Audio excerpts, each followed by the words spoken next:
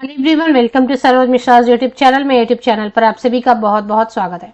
Atomic energy central school से मतलब एक से ज्यादा स्कूल्स हैं। एटॉमिक एनर्जी सेंट्रल स्कूल से टीचर रिक्रूटमेंट एडवर्टीजमेंट रिलीज हुई है, तो पूरी डिटेल्स हम कवर करेंगे। एज, क्वालिफिकेशन, सिलेक्शन क्राइटेरिया क्या है और एप्लीकेशन कैसे करनी है, लास्ट डेट क्या है वगैरह, जॉब लोकेशन क्या होने वाली है, सारी डिटेल्स हम आगे वीडियो में चेक कर लेते हैं।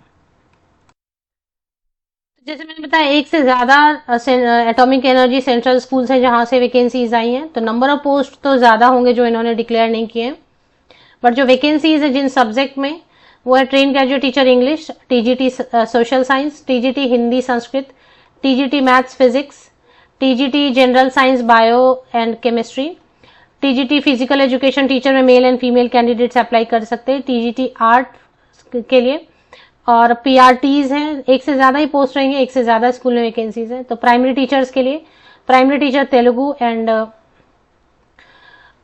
प्रिपरेटरी टीचर मतलब एनटीटी प्री प्राइमरी सेक्शन के टीचर के लिए, जिसमें कि नर्सरी ट्रेंड या मॉन्टेसरी ट्रेंड या, तो ये सब है। तो इतनी वैकेंसी इसमें पोस्ट ग्रेजुएट टीचर नहीं है। रिटन टेस्ट होगा, स्किल टेस्ट होगा, मतलब डेमो क्लास होगा वगैरह, और रिटन एंड डेमो होगा, इंटरव्यू तो होता ही है। वैकेंसीज जो आई हुई है वो हम देख लेते हैं। सबसे पहले कहां से आई, परमाणु ऊर्जा विभाग, इसकी वैकेंसी है और इसको 2-3 अलग अलग वेबसाइट पर अपडेट किया गया है, बट एक ही वेबसाइट पर हम चेक करेंगे, वहीं से मिल जाएगा, government of India department of atomic energy. But जो जॉब लोकेशन ये अलग अलग लोकेशन पर है, जैसा आपको भी पता होगा। एटॉमिक एनर्जी सेंट्रल स्कूल्स जो है ना अलग अलग लोकेशन पर हैं, बट फिलहाल जो वैकेंसी आई हुई है वो हैदराबाद तेलंगाना से आई हुई है, और इसमें हैदराबाद में ही 2 स्कूल हैं, इसके अलावा भी स्कूल्स हैं, तो उन सब से है। Engaging teachers purely on contract basis, contractual job है ये, या लेक्चर बेसिस पे भी देंगे। जैसे कि आप कंपटीशन की तैयारी कर रहे हैं और आपको लग रहा है कि हाँ कुछ टाइम डेडिकेट करके कुछ पार्ट टाइम अर्निंग होनी चाहिए या पॉकेट मनी टाइप का होना चाहिए, फुल टाइम जॉब नहीं करना चाहते हैं, तो पर लेक्चर बेसिस पे भी आप काम ले सकते हैं, कॉन्ट्रैक्ट बेसिस पे भी ले सकते हैं, तो जैसा लेना चाहेंगे। परमानेंट वैकेंसीज तो नहीं है, परमानेंट वैकेंसीज तो आई थी, फिर आएंगी तो फिर अपडेट करेंगे। तो ट्रेन ग्रेजुएट टीचर के लिए 3 years bachelor degree with at least 50% marks in aggregate.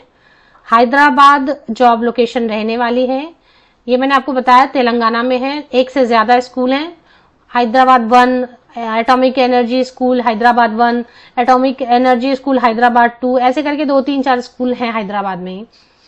3 years bachelor degree with at least 50% marks, 50% या अधिक अंकों के साथ में आपका ग्रेजुएशन हुआ होना चाहिए, बीएड होना चाहिए। 4 ईयर इंटीग्रेटेड अगर डिग्री है तो वो भी कर सकते हैं अप्लाई, एंड सीटेड पेपर 2 होना चाहिए ट्रेन ग्रेजुएट टीचर के लिए। English, social science, Hindi, Sanskrit subject combination आपको देखना है। सोशल साइंस में ग्रेजुएशन इन एनी, केंद्रीय विद्यालय जैसा ही है, सेंट्रल स्कूल नाम है ना इसका, तो केवीएस जैसा ही है इसका पूरा, जो सीबीएसई में जैसा रहता है।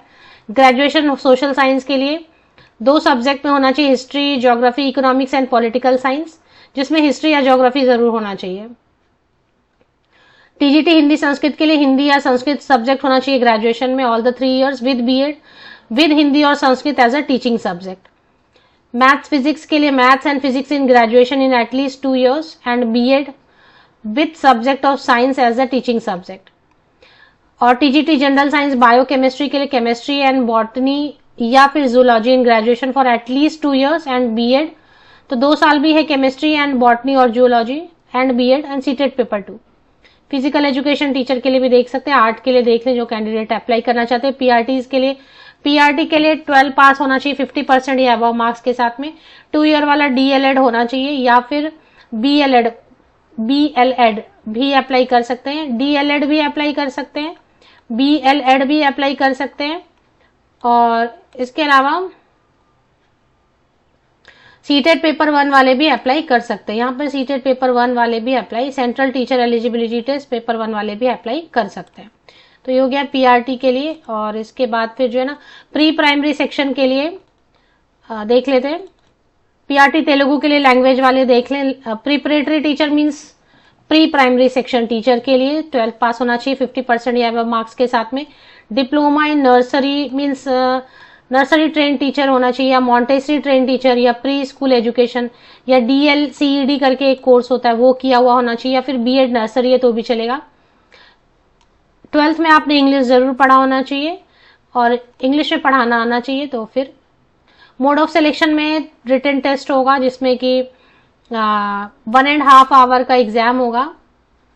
Screening test shall be made through objective type question for 50 marks, 50 mark का रहेगा, 1.5 घंटे का रहेगा। तो ये रहेगा 50% लाना रहेगा जनरल कैंडिडेट को, और SC ST backward class physically PWD candidate के लिए 45% मार्क्स लाना होगा, मतलब 25 लाना होगा जनरल कैंडिडेट्स को। स्किल टेस्ट होगा जिसमें डेमो रहेगा, डेमो क्लास देना होगा आपको। सैलरी क्योंकि कॉन्ट्रैक्ट की है या लेक्चर बेसिस पे आप लेना चाहेंगे तो प्रिपरेटरी टीचर एंड PRT के लिए 170 रुपीज पर लेक्चर आपको पेमेंट की जाएगी। स्कूल में कितना रहता है, 30 या 40 मिनट्स का एक लेक्चर रहेगा, क्लास रहेगा एक 40 मिनट्स का मैक्सिमम। वन डे में मैक्सिमम 5 पीरियड्स आपको देंगे। तो ये अच्छा, आप कंपटीशन की तैयारी कर रहे हैं तो आपका जिस दिन है क्लास उस दिन आप जाओ, उतने वक्त के लिए आप जाओ, पढ़ा के चले आओ। या फिर फिक्स सैलरी देंगे 21,250 रुपीज पर मंथ। TGT के लिए fix salary 26,250 rupees per month contractual basis पे, और अगर आप लेक्चर बेसिस पे ज्वाइन करेंगे तो फिर 210 रुपीज पर लेक्चर, 30 या 40 मिनट्स का एक लेक्चर रहता है। एज लिमिट है PRT and pre primary section teacher के लिए अपर एज लिमिट 30 ईयर्स है। एज कैलकुलेशन करने के लिए 1 अप्रैल 2024 को बेस लेना होगा। एंड ट्रेन ग्रेजुएट टीचर के लिए 35 ईयर्स जो है ना अपर एज लिमिट है। और SC ST कैंडिडेट को 5 इयर्स की छूट देंगे, अपर एज लिमिट में रिलैक्सेशन मिलेगी 5 इयर्स की। OBC non creamy layer candidates को 3 इयर्स की अपर एज लिमिट में रिलैक्सेशन देंगे।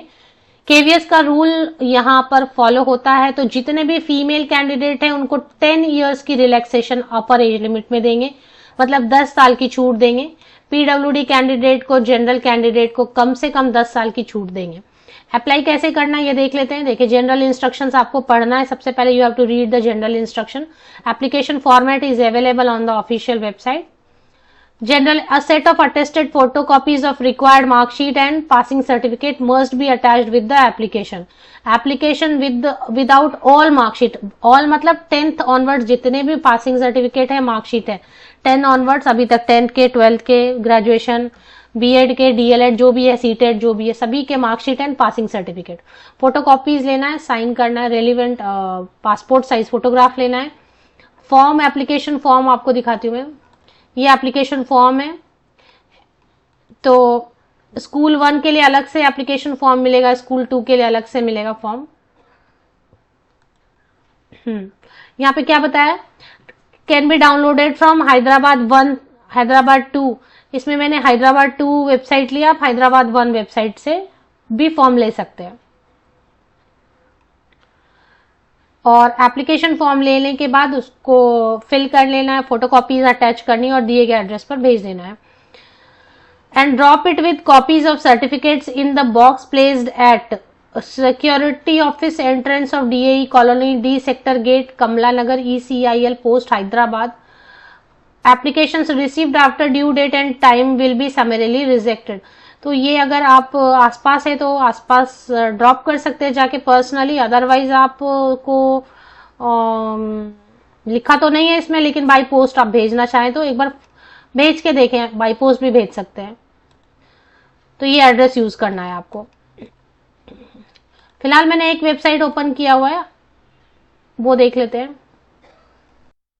परमाणु ऊर्जा केंद्रीय विद्यालय 2 हैदराबाद, इसकी ऑफिशियल वेबसाइट मैंने ओपन की हुई है, तो यहाँ पर ही आपको मिल जाएगा। तो इसकी फॉर्म अलग है, हैदराबाद 2 की और हैदराबाद 1 की अलग है फॉर्म, दोनों के लिए फॉर्म अलग अलग है। तो ये यहाँ पर, सॉरी, ये यहाँ पे फॉर्म एंड एडवर्टीजमेंट। जिनको हैदराबाद 1 के लिए अप्लाई करना है वो हैदराबाद 1 की ऑफिशियल वेबसाइट चेक कर सकते हैं। ऑफिशियल वेबसाइट के लिंक के लिए वीडियो के डिस्क्रिप्शन बॉक्स को स्क्रॉल डाउन करके चेक कर लें।